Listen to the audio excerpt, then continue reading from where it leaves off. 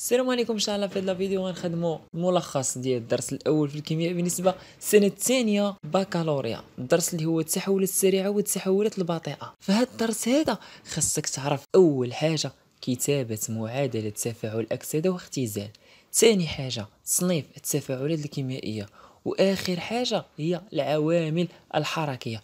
نبداو على بركه الله. اول حاجه كتابه معادله تفاعل اكسده واختزال. دونك كيفاش نكتبوا اي معادله تفاعل اكسده واختزال كيف ما كانت؟ اول حاجه خاصك تعرف شنو هو المؤكسد شنو هو المختزل. بكل بساطه المؤكسد كيكون وحده لي زالكترون ونوع كيميائي قادر على اكتساب الكترون او اكثر، يعني كيكون وحده لي زالكترون.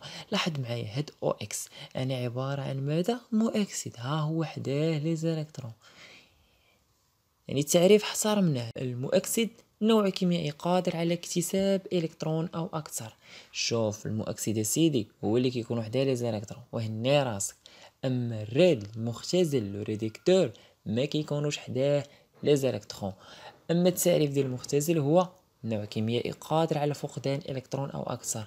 ولاحظ معايا في هاد ليكزامبل هذا الراد هنايا عباره عن ماذا؟ ريديكتور بالفرنسي مختزل، ياك شنو وقع ليه؟ ما كاينش حداه لي زالكترون، راه اوتوماتيكمون مختزل. علاش؟ لانه راه فقادهم، عطاهم لينا في النواتج.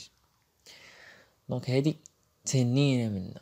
دائما فهاد انصاف في المعادلات كنديرو جوج ديال الاسهم، عندك شي واحد يدير السهم واحد، السهم واحد كيقول لنا بان التفاعل هو كلي، وهذا التفاعل اكسده اختزال ليست تفاعلات كليه، وهذه عقلوا عليها مزيان. دابا غادي نشوفوا الامثله.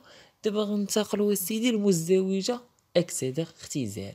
مزدوجه كيكونوا فيه جوج ديال الازواج، هي معروفه اكسده اختزال، يعني واحد غادي يكون فيه المؤكسد وواحد غادي يكون فيه المختزل. دائما مزدوجه مؤكسده اختزال والمؤكسد كنديرو على اليسار والمختزل على اليمين. نعاود المؤكسد على اليسار والمختزل على اليمين. ودائما كيف شرحنا في الاول والمؤكسد هو اللي كيكون وحده لي زالكترون، ياك وسهله. ونعطيك اي مزدوجه وانت راك يمكن لك دير ليا هاد انصاف المعادلات وساهلين. بحال دابا اف او دو بليس غنحطها على اليسار ديالي، اف او نحطها على اليمين، وغادي نشوف عندي هنا جوج بليس، اذا غادي نزيد جوج الكترونات يعني اثنان او موان، لان جوج بليس مع جوج موان كتعطيني التحايد زيرو، وراه هي هذه اف او يعني ما عنده حتى اشاره. يعني هنا خص يكون عندي التحايد ديال الاشارات، عندك دو بليس وزيد جوج موان، ولكن في النواتج ما يكون والو.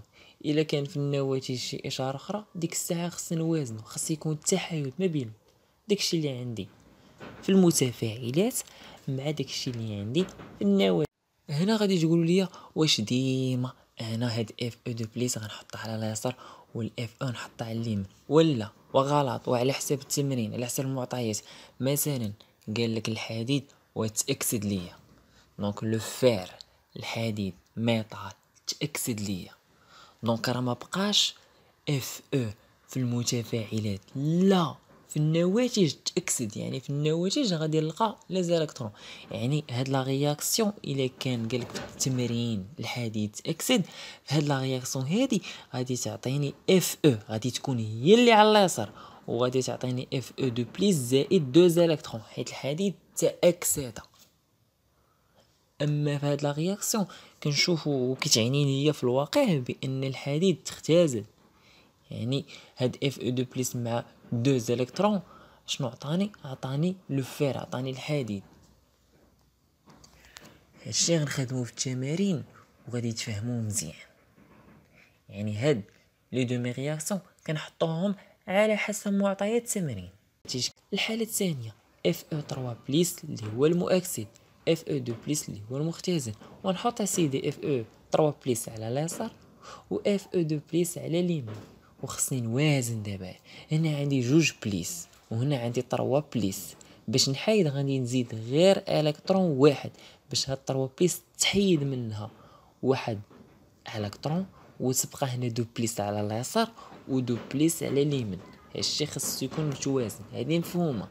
دابا حاله اخرى عندك الامان او 4 موا مع الامان دو بليس، وحتى هنايا دايره في الوسخ، امان او 4 موا وديرها على اليسار، والامان دو بليس وديرها على اليمين. القاعده كتقول ملي كيكون عندي الاكسجين كنزيدو اش دوزو على اليمين، وها هو زدنا اش دوزو على اليمين. وهنايا شنو كتلاحظ؟ عندي غير اكسجين واحد، وهنا شحال عندي ديال الاكسجين؟ و4. اذا مباشره غنضرب هنا في 4، وإلا ضربتي هنا في 4 شحال من الهيدروجين غيولي؟ 4 في 2 8، واوتوماتيكمون كنزيدو 8 اش بليس. ما كنزيدوش 8 اش، كنزيدو 8 اش بليس. اخر حاجه اللي بقات لينا هنا هو هاد الشحن. علاش؟ لان هنا عندي امان، ها هو امان، هنا 4 ديال الاكسجين، هنا 4 ديال الاكسجين، هنا 8 ديال الهيدروجين، وحتى هنا 8 ديال الهيدروجين، حيت 4 في 2 راه هي 8. دابا غنجيو للشحن. هنا عندي اشاره سالبه، ها هي -1 مع 8 بليس. دونك 8 بليس مع -1 غتبقى ليا غير 7 بليس. وكتاب انت في الوسخ على اليسار 7 بليس، وعلى اليمين عندي 2 بليس. اذا على اليسار عندي 7 بليس، وعلى اليمين عندي 2 بليس. دونك خاصني نمشي جيت اليسار، خاصني هذيك 7 بليس نقص منها باش تولي 2 بليس. باش نقص منها غادي نزيد 5 ديال لي زالكترون، حيت 7 الا نقصنا منها 5 غتبقى 2 بليس، وبقاتني 2 بليس على اليسار و 2 بليس على اليمين. هادشي راه ساهل وبسيط. دونك حنا عرفنا المؤكسد مختزل لي دومي رياكسيون، والمزدوجة اكسيد اختزال، وكيفاش ندير لا رياكسيون. دابا غادي ننتقلوا كيفاش كنديروا المعادله الحاصله من دو دومي رياكسيون. ولاحظوا معايا مزيان. بالنسبه للتفاعل الاول، واش تفاعل اكسده ولا تفاعل اختزال؟ منين كاع ما كنلقى لي زالكترون في النواتج فهو تفاعل اختزال. لي زالكترون تختزلوا ليا مع هاد امان او 4 موا، تختزلوا. بالنسبه للرياكسيون الثانيه راه تفاعل اكسده، حيت هنا كاين الانتاج ديال لي زالكترونات في النواتج، تفاعل اكسده. هادشي في التمارين على حسب دوك المعطيات كتعرف. هنا مثلا في الرياكسيون الاولى واش عندي تفاعل اكسده ولا اختزال، واش هاد امان او 4 موا هي اللي غتكتسب دي زالكترون باش تعطيني الامان دو بليس مع 4 اش دوزو، ولا العكس، يعني العكس امان دو بليس مع هاد الاش دوزو هما اللي غيعطيوني هاد امان او 4 موا. هادشي على حسب معطيات التمرين. هنا خصنا نشوفوا غير كيفاش كنديروا لا رياكسيون جلوبال، المعادله الحاصله. مهم التفاعل الاول قلنا تفاعل اختزال الالكترونات. النواتج ما عنديش الالكترونات راه تفاعل اختزال. الالكترونات كانوا في المتفاعلات راه مالهم تختزلوا. التفاعل الثاني تفاعل اكسده، لا برودكسيون دي زالكترون، انتاج الالكترونات. كيفاش كنديروا المعادله الحاصله؟ المعادله الحاصله كنسابوا اول حاجه لي زالكترون ما بين الرياكسيون الاولى ولا رياكسيون الثانيه. لا رياكسيون الاولى عندي 5 ديال لي زالكترون، لا رياكسيون الثانيه عندي غير الكترون واحد، خاص يكونوا نفس العدد ديال لي زالكترون. هنا شنو كنديروا؟ لا رياكسيون الثانيه كامله كنضربها في 5. لا رياكسيون الثانيه كامله كنضربها في 5. علاش؟ لان لا رياكسيون جلوبال ما كيكونوش فيها لي زالكترون.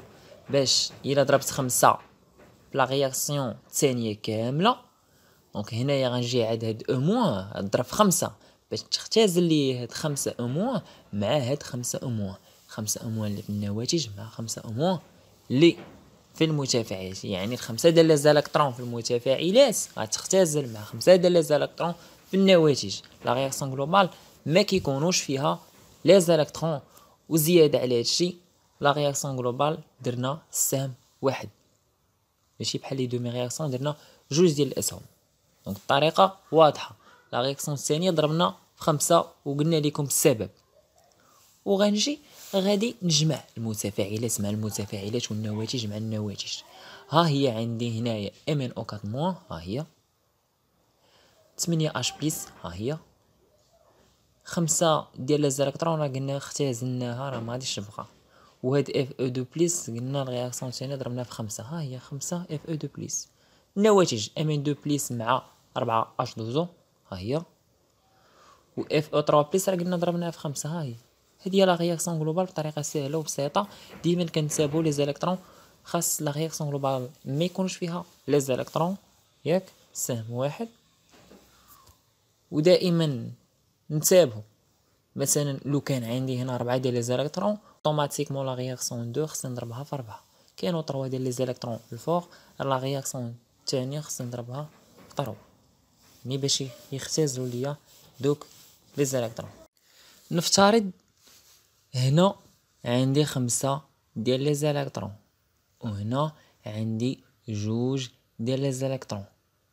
في هاد الحاله هاد الجوج ديال لي زيليكترون الا كانت عندي في لا رياكسيون الثانيه جوج كتضرب في لا رياكسيون الثانيه كامله، والخمسه كتضرب في لا رياكسيون الثانيه كامله. كنديروا العكس، العدد اللي عندي في لا رياكسيون 2 اللي مضروب في لي زيليكترون كنضربوه في لا رياكسيون الاولى كامله، والعدد ديال لي زيليكترون في لا رياكسيون 1 كنضربوه في لا رياكسيون الثانيه كامله باش لي زيليكترون يتختزلوا. دابا غادي ننتقلوا تصنيف التفاعلات الكيميائيه. التفاعلات الكيميائيه التصنيف ديالها كاين التحول السريع، التحول البطيء.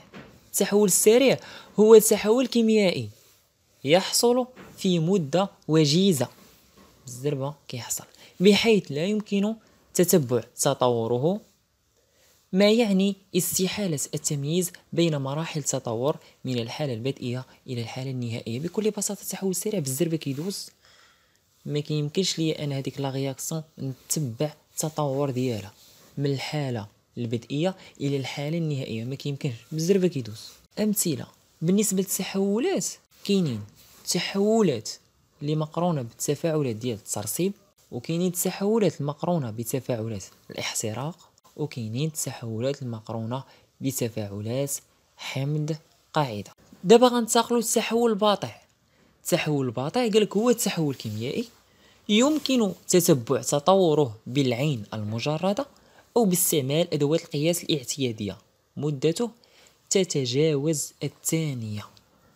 التحول البطيء المراحل ديال التفاعل ديالو يمكن لي نتبعو بالعين المجردة، يعني في المتفاعلات وبقات هذاك التفاعل كنشوف فيه بالعين المجردة حتى تحول ليا النواتج، ماشي واحد التفاعل اللي داز بالزربه ما شفت فيه والو. التفاعل البطيء يعني يمكن تتبع تطوره بالعين المجرده وكذلك بادوات القياس. المده ديالو كتجاوز الثانيه، يعني ماشي بحال التحول السريع قل من الثانيه يعني بالزربه. هنا واحد المثال، هذا المثال هذا ديال تفاعل بطيء. دابا التحولات ديال الاكسده اختزال كتكون تحولات بطيئه.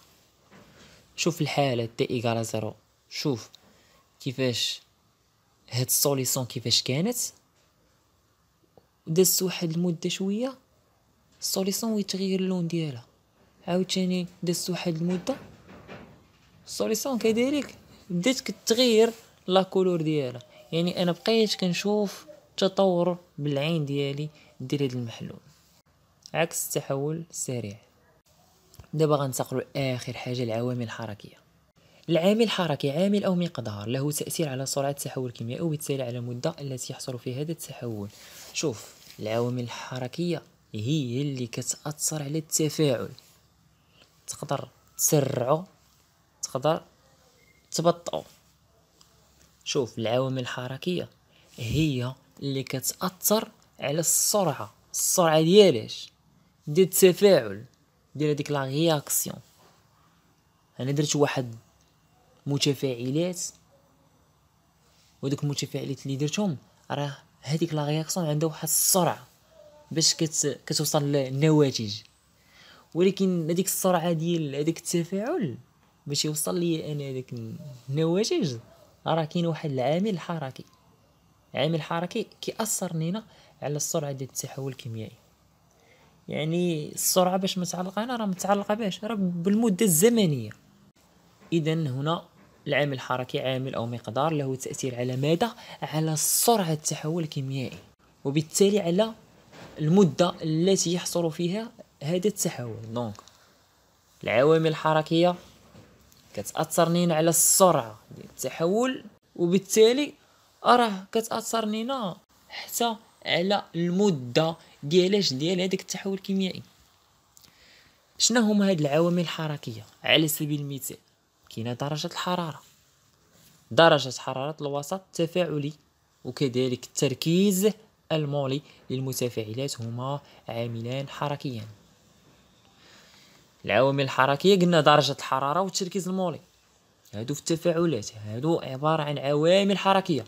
وكاين يوجد عامل حركي آخر هو الحفاز، هادي غادي نشوفوها في التمارين، هو عامل حركي. إلا بغينا تفاعل نرفعو من السرعة ديالو كنرفعو من التركيز المولي للمتفاعلات اللي عندي في الديبار ودرجة حرارة الوسط التفاعلي. إلا رفعنا من التركيز المولي درجة الحرارة سرعة التفاعل كترتفع.